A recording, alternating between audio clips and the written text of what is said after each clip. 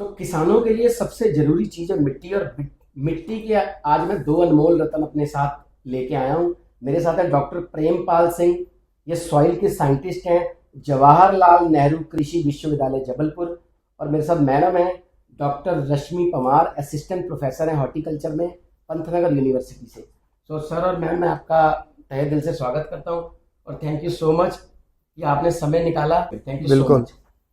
तो हमारे कुछ सवाल हैं मिट्टी को लेके, और क्योंकि मैं खुद एक किसान का बेटा हूँ और जब से हम पैदा हुए हैं आज तक यही देख रहे हैं कि किसानों को कितनी प्रॉब्लम्स आ रही हैं, है ना। हमें ये नहीं पता लग रहा कि किस फसल में हमने कितनी मात्रा में क्या खाद डालनी है या क्या हमने दवाइयाँ डालनी है, कितनी उपज निकलेगी, है ना। जो हमारे फूल हैं या जितना भी जो भी सिस्टम किसानों से रिलेटेड है और मिट्टी से रिलेटेड है, आज उनकी समस्याओं का हम मतलब हल लेके आए हैं।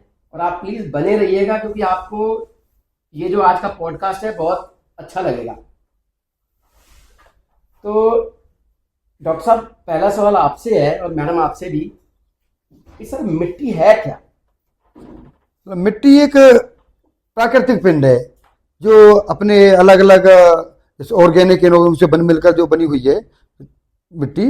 और इसमें डिफरेंट अलग अलग टाइप से, कहीं बाग बगीचे, कहीं खेती, अलग अलग जहाँ जैसी भी उस टाइप से खेती की जाती है। इसमें मतलब यह कि नेचुरल बॉडी तो प्राकृतिक।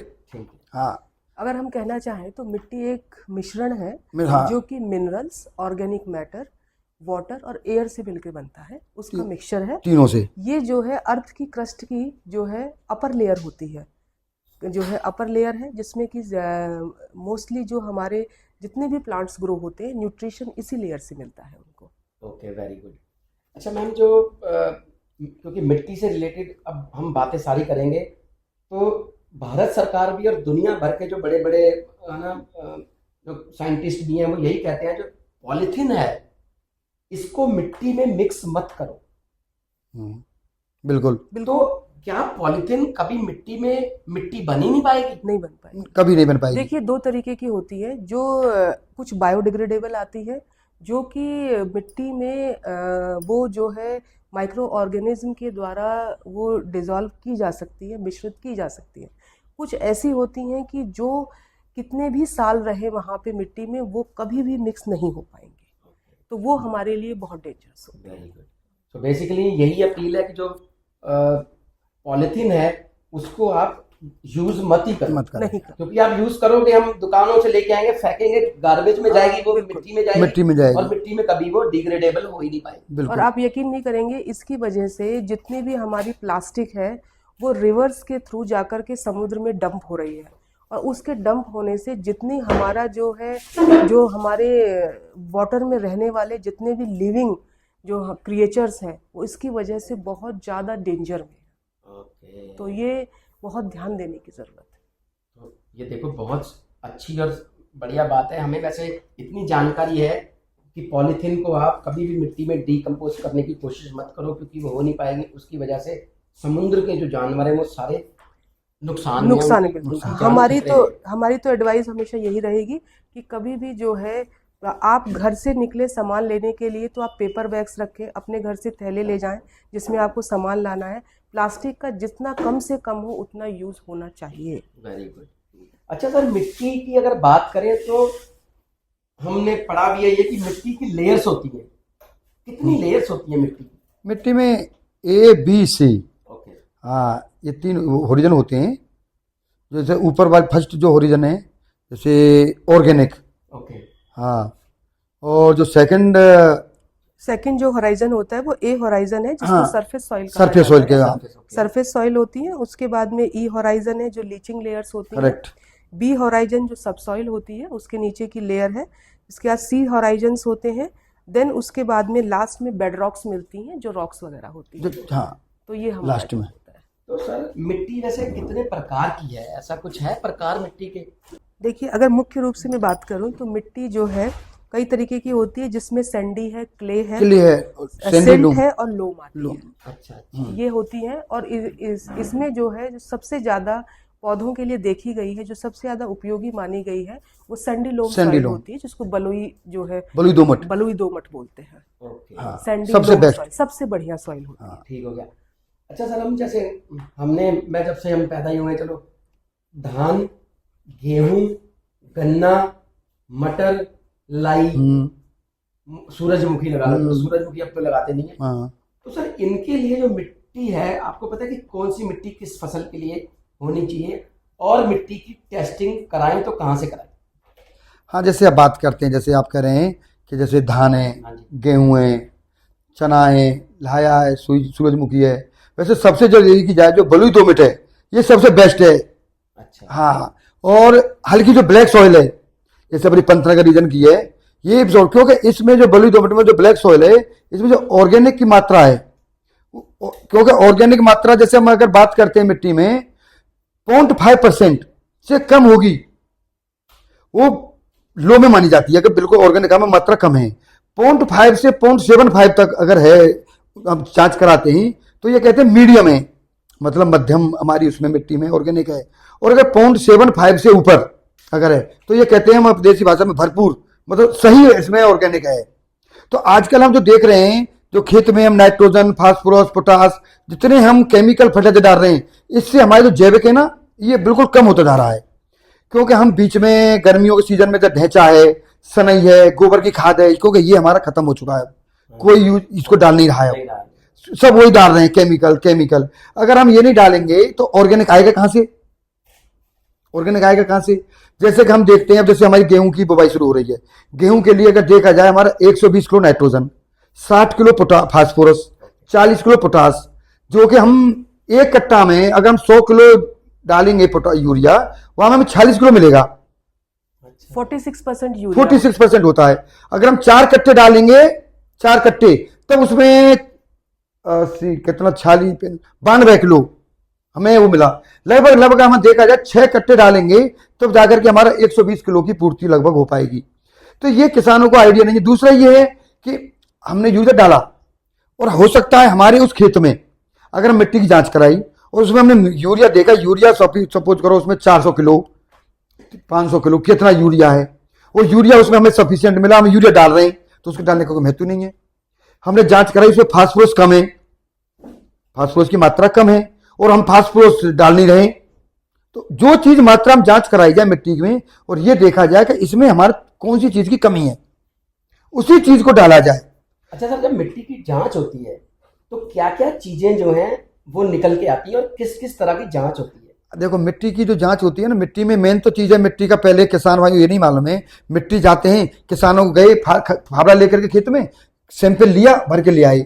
हमने जहां से मिट्टी का सैंपल लिया, हो सकता है कोई जानवर है या कोई गोबर कर गया, वो हमने वहीं से मिट्टी का सैंपल ले आए, तो वो तो बहुत अच्छा आएगा उसमें, क्योंकि गोबर की खाद आ गई, जांच आएगी तो जोर। लेकिन हमारा मिट्टी का ये कहता है वैज्ञानिक पद्धति में कि एक खेत से बाउंड्री से 2 मीटर अंदर से अलग अलग जगह से 7-8 जगह से मिट्टी का सैंपल लो, ठीक है, और सैंपल भी लो 0 से 6, मतलब आधा फुट 6 इंची।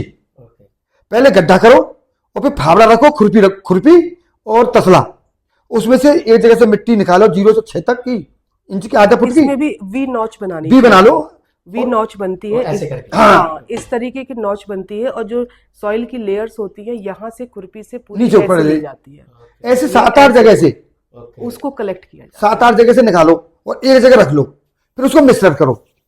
तो कितनी किलो मिट्टी हाँ, निकलेगी? देखो, तो ऐसे मिश्रण करके उसको एक जगह रख के ढेर बना के उसको ऐसे 4 हिस्सों में काट दो, ठीक है, आमने सामने के 2 हिस्से फेंक दो, ओके 2 हिस्से रह गए उनको फिर ढेर बनाओ, ओके, ढेर बना के फिर 4 उंगली से काट दो। फिर जब तक इसकी प्रोसेस को करते हो, जब तक आधा किलो मिट्टी हमारी ना रह जाए उसमें, तो आधा किलो मिट्टी को मिश्रण करके अच्छे से, क्योंकि वो मिट्टी हमारी अच्छी मिल जाएगी पूरे खेत की, मिश्रण करके पॉलिथीन में रखो। खेत का नमूना हमारे कौन से खेत से प्लॉट से लिया, पीपल वाला, नीम वाला, जो भी पेड़ का खेत का नंबर है उसमें डालिए और उसको लेके जाइए। ले जाने के बाद में, वैसे आप देखा जाए यहाँ पास में पंतनगर कृषि विश्वविद्यालय है, उसमें मृदा विज्ञान की बहुत अच्छी लैब है, अच्छा, किसानों की जांच करा सकते हैं। कृषि विज्ञान केंद्र है आपके काशीपुर में भी है, और उत्तराखंड सरकार की यहाँ रुद्रपुर में लैब भी है मिट्टी जांच की, ओके, हाँ वैज्ञानिक है, आप वहाँ देख के आइए। आप उसमें ऐसा है आपको करानी चाहिए नाइट्रोजन, फास्फोरस, पोटास, NPK, ये हमारे प्राइमरी हैं। है। इसके साथ ना वो EC, pH और जो है ऑर्गेनिक मैटर भी ही हाँ, जांच करेंगे। इसी में करेंगे साथ में। इसके कितने पैसे लगते हैं? चलो अगर जैसे हमें जैसे EC PH NPK अगर इसी की नॉर्मल कराते 500 की, 5 की तो बहुत मिनिमम में हो जाएगी, मैक्सिमम में समझ रहा हूँ वैसे एग्जैक्ट 100 रुपीज का उसमें शो हो जाएगी। और अगर हम माइक्रोन्यूट्रिएंट कराएंगे साथ में, जैसे कैल्शियम है, सल्फर है, मैग्नीशियम है, कॉपर है, तो आप और भी बाकी हम कराएंगे तो उनकी पर सैंपल के हिसाब से, तो वैसे देखा जाए कैल्शियम है, सल्फर, मैग्नीशियम ये भी अनिवार्य हैं।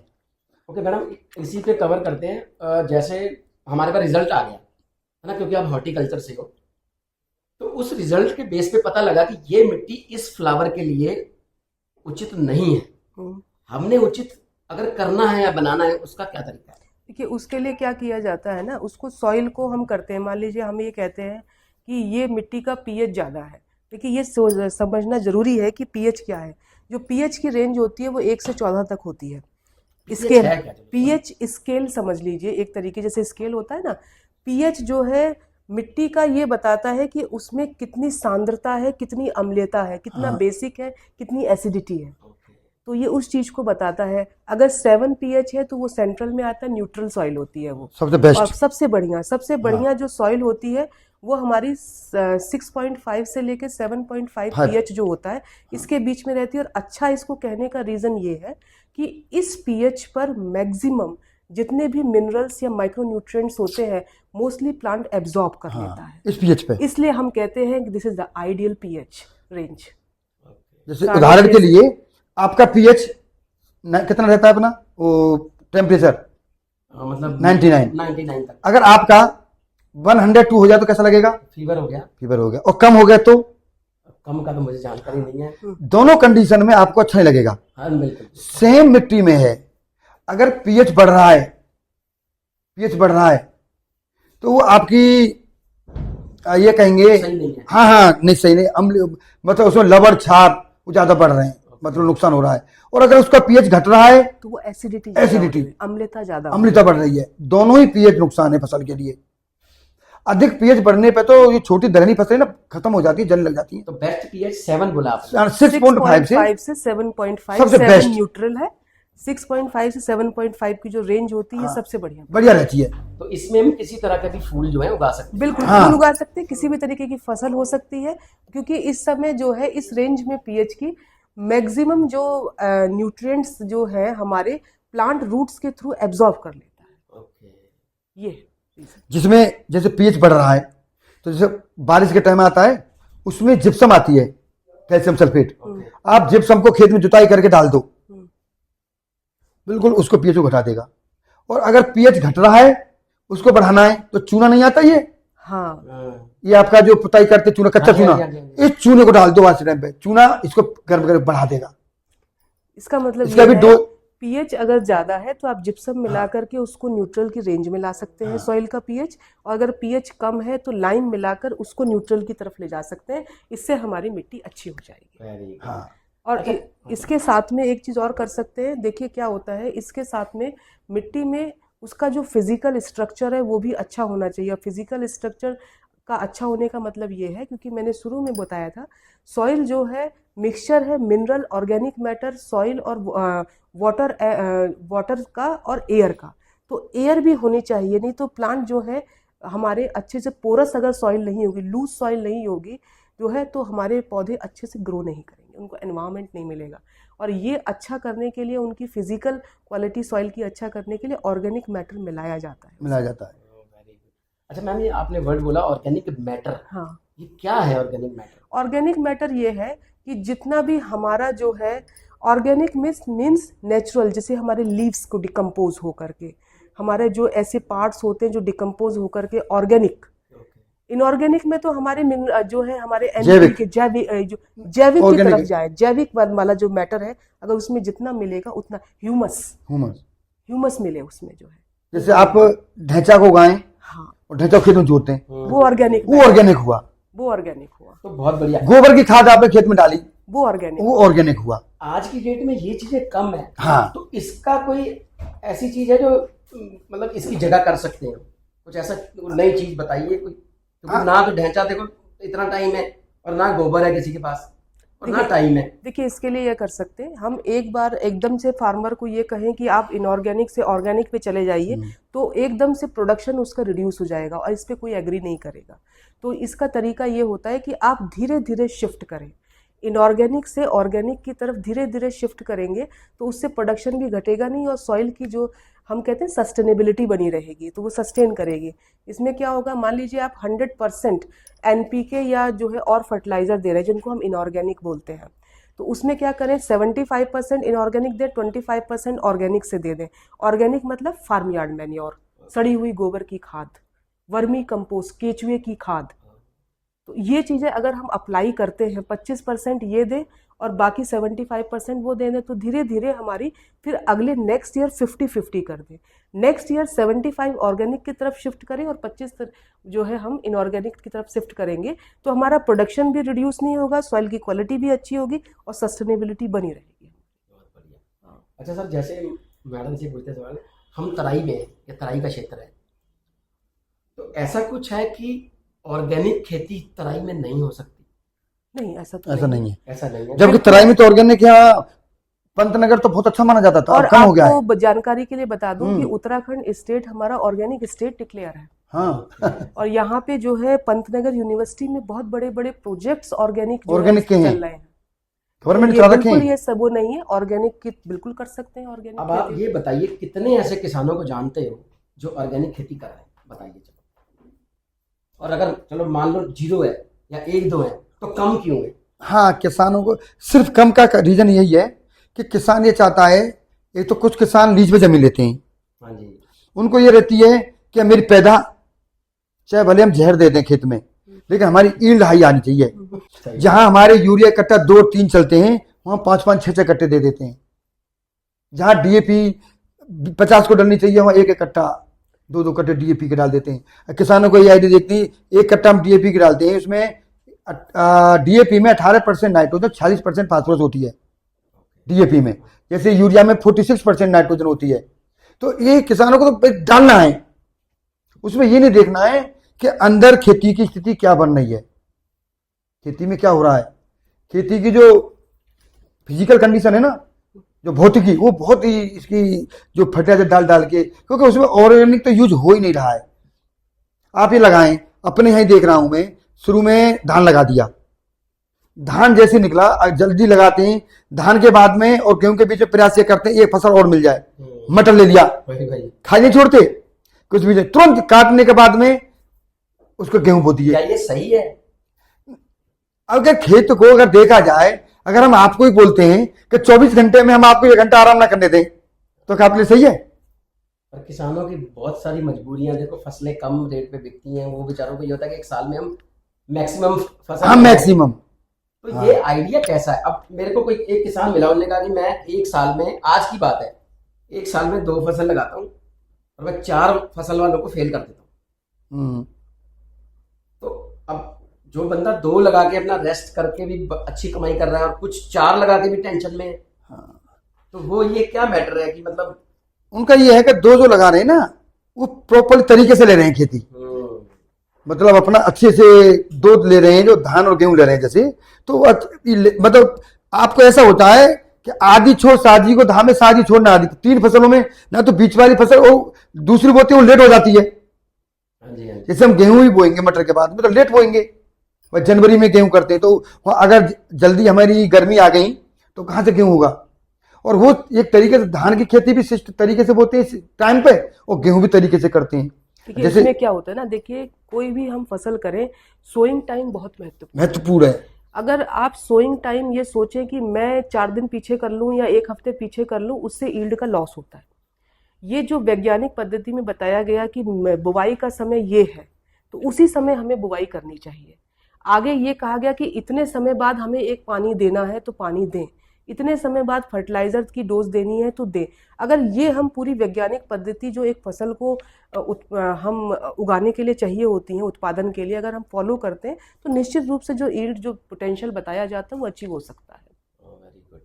अच्छा सर, कुछ किसानों की ये शिकायत रहती है कि हमारी फसल में कीड़ा लग गया, या हमारे फूलों में मैडम कीड़ा लग गया, हमने फर्टिलाइजर वाली शॉप पे गए, हम दवाई लेके आए, पर दवाई है भी महंगी, अच्छी खासी दवाई है, कंपनी की दवाई है, उस दवाई ने असर नहीं किया। हाँ, असर का ये मैं बताता हूँ, बहुत बड़ा, हाँ, ये प्रॉब्लम सबसे बड़ी है किसानों की अब। हाँ जी। क्योंकि पहले मैं सपोज करो आपकी हैबिट में एक 2 रोटी खाने की आदत आ गई, तो अगर हम 2 से कम डालेंगे तो काम ही नहीं करेगी, क्योंकि हमें हैबिट में। तो इसी तरीके से यहाँ डोज है ना किसानों की, और केमिकल फड्डे तो उल्टे सूधे डाल डाल के इतना खराब कर दिया है, वो काम ही नहीं कर रही दवाई।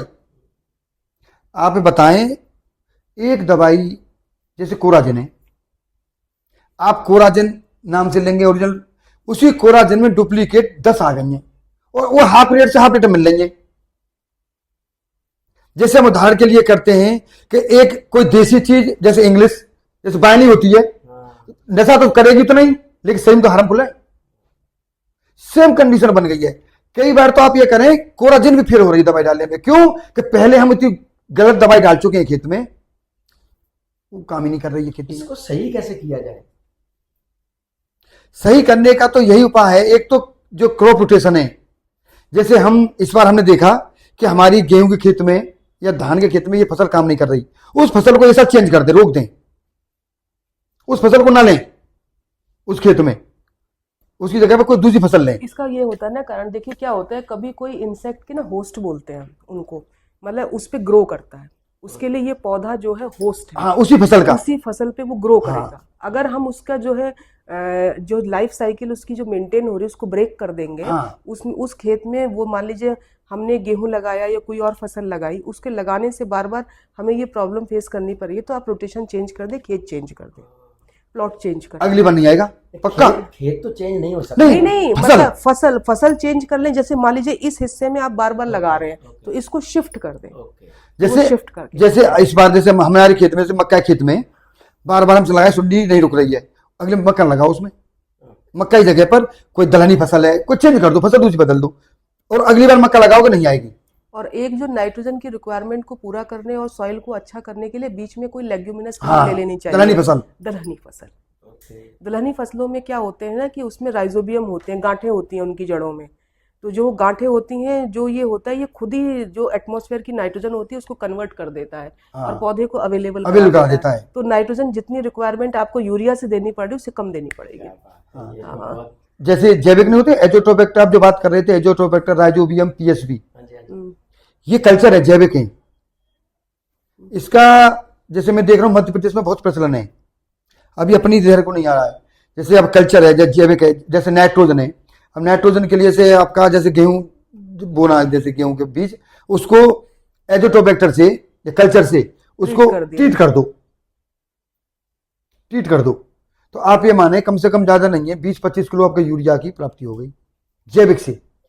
हाँ। और एक जो पीएसबी कह रहे हैं, फास्फोरस सोल्युबलाइजिंग जो बैक्टीरिया होते हैं ना, इनका काम ये होता है, जैसे मान लीजिए डीएपी अप्लाई किया हमने, तो हम ये सोचते हैं कि हमने इतना डीएपी दिया तो पौधे ने वो सारा अवेलेबल नहीं, हाँ, वो पूरा अवेलेबल नहीं होता है, वो खेतों में जमा हो जाता है। और वो खेतों में ज्यादा जमा हो जाने की वजह से कभी कभी वो इतनी ज्यादा जो है वो हो जाता है डेंस की वो वहां पे फसलें उगना मुश्किल हो जाती हैं। तो वो उसके लिए उस फास्फोरस को सोल्युबलाइज करने का काम फास्फोरस सोल्युबलाइजिंग बैक्टीरिया करता है, उसको तोड़ देता है, अतिरिक्त जो पड़ा हुआ जो मिट्टी में है उसको अवेलेबल करा देगा प्लांट को, तो मिक्स करना चाहिए। जैसे उदाहरण के लिए आपके शरीर में, हमारे शरीर में अंदर हमने कोई ऐसा खा लिया ज्यादा, वो पाचन क्रिया नहीं हो, जैसे हम लबर भास का चूर्ण लेते हैं, पचान, यही काम करता है ये। बहुत बढ़िया, बहुत। ये तो बिल्कुल ही नई चीज है। पीएसबी तो बेटा मुझे खुद नहीं पता। पीएसबी तो रामबाण है। हाँ, ये यूज माइक्रोराजा है, माइक्रोराजा सेम यही काम करता है। तो मैम अगला जो एक जिसपे आपका ज्यादा स्पेशलाइजेशन है, मेडिसिनल एंड एरोमेटिक्स प्लांट्स, इस पे जानकारी जानना चाह रहे हैं कि ये क्या है सिस्टम। देखिए क्या होते हैं, मेडिसिनल और एरोमेटिक 2 तरीके के प्लांट्स होते हैं, जिसमें जो मेडिसिनल प्लांट्स होते हैं, जितनी भी हमारी मेडिसिन बन रही, जिनको ड्रग्स बन रही हैं, हमारी दवाइयाँ बन रही हैं, वो इन प्लांट्स का कोई ना कोई पार्ट जो है वो उनकी ड्रग्स बनाने में यूज होता है, और उनको हम बोलते हैं प्लांट्स में सेकेंडरी मेटाबोलाइट्स की फॉर्म में होते हैं ये, तो उनसे ड्रग्स बनती है। जैसे मान लीजिए फॉर एग्जांपल मैं ये कहूँ सर्पगंधा, तो सर्पगंधा जो है वो बीपी की दवाई बनाने में होता है। मैं कहूँ अश्वगंधा, तो अश्वगंधा से जो उसकी रूट से पाउडर बनता है वो जोड़ों के दर्द के लिए बहुत रामबाण है उसके लिए। अब इसमें बहुत सारे मेडिसिन जैसे तुलसी है, सतावर है, सफेद मूसली है, सफेद मूसली है, जो है आपका ये ग्वारपाठा है, हाँ, ये सब इसमें यूज होते हैं। जैसे ग्वारपाठा है, ये आपके जितने भी ब्यूटी प्रोडक्ट्स हैं उसमें यूज हो रहा है। हमारे जितने एलोवेरा, एलोवेरा जिसको बोलते हैं, ओके। तो वो एलोवेरा को ग्वारपाठा भी बोलते हैं। तो वो जो है आपके जितने भी पेट से रिलेटेड प्रॉब्लम्स हैं, स्टमक से रिलेटेड, तो इसका जो है आपको प्रोडक्ट्स मिल जाएंगे, अवेलेबल होंगे, जो डाइजेशन के लिए अच्छे होंगे, तो वो उसके लिए अच्छा हो जाएगा। आयुर्वेदिक में, आयुर्वेदिक में मलेरिया ठीक करने के लिए भी बूटी आती हैं, बहुत सारी हैं। तो ये अलग अलग चीज़ों के लिए है, हमारी आँखों के लिए है, हमारी स्किन के लिए है। तो ये मेडिसिन जो मेडिसिनल प्लांट्स हैं, ये ग्रो करके इनके कोई ना कोई पार्ट्स जो है यूज़ होते हैं। रूट्स यूज़ होती है, किसी में स्टेम यूज़ होता है, किसी में जो है उसका फ्लावर यूज़ होता है, जैसे जैस्मिन है। अब मैंने एरोमेटिक प्लांट्स कहा, तो एरोमेटिक प्लांट्स में क्या होते हैं, खुशबू होती है इनमें, एक तरीके का ऑयल फॉर्मेशन होता है, वो ऑयल यूज़ होता है। जैसे जैस्मिन ऑयल से जितने हमारे सेंट्स बन रहे हैं उसमें यूज़ हो रहा है, पचौली आ रहा है, पामारोजा आ रहा है, तो ये बहुत सारी हैं जिसमें कि यूज़ होते हैं। तो मैम ये ऑर्गेनिक फार्मिंग है या ये ऑर्गेनिक फार्मिंग क्या है, ये तो हमारे प्लांट्स ही हैं। तो ये किस, मैंने तो कभी सुना भी नहीं आसपास की कोई लगा रहा है इसको। ये हमारे यहाँ तो खैर बहुत सेंटर आसपास है, में सेंट्रल है, यहाँ सीमैप है लखनऊ हाँ, में। लखनऊ में पे हमारा आप ये देखेंगे, लाल कुआं में है, लाल कुआं बहुत बड़ा सेंटर है, बहुत बड़ा सेंटर है लाल आप कुआं देखने में। लायक सेंटर है। तो नॉर्मल किसान इसको नहीं उगा सकते? हाँ, बिल्कुल उगा सकते उगा हैं, रहे क्यों हैं। नहीं उगा सकते। हमारे पंतनगर में एक रिसर्च सेंटर इसको फुल्ली डिवोटेड है, हाँ। जिसको हम जो है एमआरडीसी बोलते हैं, medicinal and aromatic plants research centre बोला जाता है, रिसर्च एंड डेवलपमेंट सेंटर। ये इसके लिए डिवोटेड है। लाल कुआं में, पंतनगर के पास में लाल कुआं में इसके लिए पूरा एक फुल्ली डिवोटेड इंस्टीट्यूट है। तो बिल्कुल ग्रो कर सकते हैं, कई तरीके के मिलते हैं। किसानों को प्रोत्साहित करने के लिए में वो भी कराया जाता है। मुरैना साइड में तो सतावर की खेती बहुत तगड़ी स्तर पर होती है, अश्वगंधा की खेती बहुत होती है उधर। सफेद मूसली मंदसौर में बहुत करते हैं खेती मध्य प्रदेश में, और सफेद मूसली तो रेट भी बहुत हाई है। बहुत बढ़िया। अच्छा मैम, अगली अगर बात करें फ्रूट्स की, तो जैसे मैं अपने स्टेट की बात करें तो जैसे सेब है, तो अगर आप अपने किसी घर में अगर पौधा लगा दे तो सेब नहीं हो पाएगा यहाँ पे, तो इसका क्या मतलब कारण है क्या? देखिए क्या होता है, ये सारे टेम्परेट फ्रूट्स हैं, ये हाई एल्टीट्यूड पर होते हैं। अच्छा। सेब यहाँ लोअर एल्टीट्यूड पे हो ही नहीं पाएगा। और वो क्यों नहीं हो टेम्परेचर। पाएगा, यहाँ पे जो सेब को पकते समय उसके कलर और मिठास के लिए जो चिलिंग टेम्परेचर, जो चिलिंग आवर्स चाहिए, वो मिल ही नहीं पाएंगे। वो रिक्वायरमेंट होती है, वो यहाँ पे हो नहीं पाएगा। आपको उसका शेप नहीं मिल पाएगा, उतना कलर नहीं मिल पाएगा, उसमें मिठास नहीं मिल पाएगी। कारण यही है। तो अगर हम ऊपर पहाड़ पे चले जाएं बिल्कुल तो जाएगा, वहाँ बिल्कुल जाएगा। बिल्कुल उत्तराखंड, हिमाचल प्रदेश, पूरा जो है कश्मीर में, जो है कश्मीर में, जम्मू कश्मीर, हाई एल्टीट्यूड्स पर जो है बहुत अच्छा सेब मिलता है। तो जैसे फसलों में बीमारियां हैं, दिक्कतें हैं, फ्रूट्स में भी ऐसा ही है या नहीं, बिल्कुल फ्रूट्स का फ्रूट कैसे है? नहीं, फ्रूट्स में भी बहुत जो है बीमारियां हैं, प्रॉब्लम्स है, फिजियोलॉजिकल डिसऑर्डर्स होते हैं फ्रूट्स में। और जैसे फ्रूट्स की अगर मैं बात करूं तो इनको जो है एल्टीट्यूड वाइज जो है अलग अलग उसमें बांटा गया। जैसे ट्रॉपिकल फ्रूट्स हैं जो ज़्यादा गर्मी वाले जगह होते हैं, सब ट्रॉपिकल फ्रूट्स हैं। आपके टेम्परेट फ्रूट्स हो गए, कुछ एरिड जोन फ्रूट्स होते हैं जो हमारे राजस्थान साइड में होते हैं, ड्राई रीजन में होते हैं। तो ये इस तरीके से हम जो है इनको देखते हैं। अगर ट्रॉपिकल की बात करूं तो जो हमारा ये तराई रीजन है, ये हमारा ट्रॉपिकल सब ट्रॉपिकल वाली बेल्ट आती है। ओके। जैसे कि हमारा पीचेस है, आड़ू है, आड़ू कुछ हमारी वैरायटीज जो होती हैं हाई एल्टीट्यूड पर है, कुछ यहाँ भी हैं हमारी। जो हमारा हॉर्टिकल्चर रिसर्च सेंटर है पचट्टा में, पंतनगर में, तो वो वहाँ पे आप देख सकते हैं बहुत सारी वैरायटीज़ को जो है डेमोन्स्ट्रेशन किया गया है अलग अलग। उसमें मैंगो के जो है बहुत सारी वैरायटीज़ अवेलेबल है, हमारे लीची की हैं, गुआवा की है, जैक फ्रूट है हमारे पास में जिसकी बहुत सारी वैरायटीज़ अवेलेबल है। इसके अलावा पीच, प्लम, पेयर, इनकी वैरायटीज़ अवेलेबल है। इसके अलावा यहाँ पे नई जो क्रॉप इंट्रोड्यूस हुई हैं, अभी ड्रैगन फ्रूट आ गया है। तो ड्रैगन फ्रूट्स की जो है कई तरीके की वैरायटी हैं, ग्रेप्स की कई वैरायटीज़ हैं।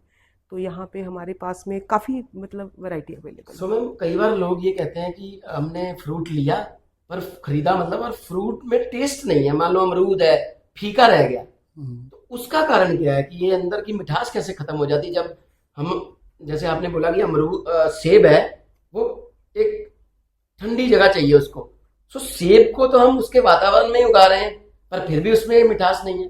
देखिए यहाँ पे रीज़न क्या है, अमरूद का जिसे कहते हैं अमरूद को एप्पल ऑफ ट्रॉपिक्स भी बोला जाता है, ट्रॉपिकल रीजन का सेब बोलते हैं उसको। हाँ, तो ये जो है अमरूद में क्या होता है, अमरूद साल में 3 बार आता है और जो साल में 3 बार आता है, वो 3 बार आने से फसल उसको जो है हमें 3 बार नहीं लेनी चाहिए। अगर 3 बार लेंगे तो उतना अच्छी नहीं आएगी। इसलिए जो हम कोशिश करते हैं कि जो जाड़े वाला अमरूद आता है, जो अक्टूबर से अवेलेबल होता है, अक्टूबर नवंबर में, वो सबसे बेहतरीन फल होता है, उसको हमें लेना चाहिए। और उसी की सबसे ज़्यादा कीमत होती है, उसी में मिठास होती है, उसी में जो है सीड कम होता है और बहुत अच्छा होता है। और जो अगर आप मानसून सीजन का जो अमरूद खाएंगे तो उस मानसून सीजन के अमरूद में ज़्यादा बोल्ड सीड मिलेंगे, कीड़ा मिलेगा, स्वाद भी नहीं मिलेगा, इंसिपिड रहेगा, तो जो है वो अच्छा नहीं होता है। Okay, very good. अच्छा सर आप हाँ, इसके जैसे मैडम बोल रही थी ना, जैसे उसकी अमरूद के इनका भी क्या, इनकी भी एक डोज है फर्टिलाइजर की। ओके, जैसे इसका एरिया है जो नीचे जो बोलता बनाते हैं पानी भरने के लिए, बेसिन थाला जो बनाया बेस जाता थाला जो बोलते हैं, उसमें जैसे 5-7 किलो गोबर की खाद डालें, थोड़ी डीएपी डालें, पोटाश डालें, और तब उसके बाद में खुदाई, इसमें जड़ुए बन जाते हैं नीचे, उनको निकाल दें। इसमें क्या होता है ना, जिसे हम बोलते हैं RDF, recommended dose of fertilizer, ठीक है। हर फसल के लिए एक डोज फिक्स है, फिक्स है। जो बहुत सारे रिसर्च के बाद पाया गया कि हाँ ये डोज इस की जो है दी जानी चाहिए, जिसे NPK बोलते हैं। रिकमेंडेड डोज ऑफ फर्टिलाइजर का मतलब होता है FYM, NPK। फॉर एग्जांपल अगर मैं मैंगो की बात करूँ तो मैंगो में 1 साल का अगर पौधा है, और ये साल पे भी डिपेंड करता है फ्रूट्स में, अगर 1 साल का पौधा है तो 10 kilo FYM, okay, 100 gram nitrogen, 75 ग्राम फॉस्फोरस और 100 इतना जो है हमें पोटाश है उसमें 100 नाइट्रोजन, 50 फास्फोरस, 100 पोटाश, हाँ 100 50 पे 100 जब हुआ NPK। NPK। तो ये इतनी जो है हमारी डोज होती है, जो हर साल बढ़ती जाती है, दुगनी तिगुनी। हाँ, तो ये 10 साल तक आम में बढ़ती है। ये इन्होंने जैसे बोला 1 साल के लिए, मैंने 1 साल का बताया है, ये Okay. 10 साल तक बढ़ती है। 10 साल के बाद जो डोज फिक्स हो जाती है, हाँ। वो फिर जो है लाइफ लॉन्ग चलती है। Very good.